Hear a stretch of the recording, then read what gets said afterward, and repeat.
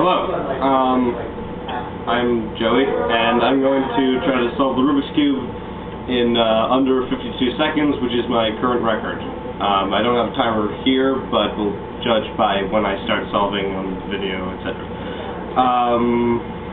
Okay.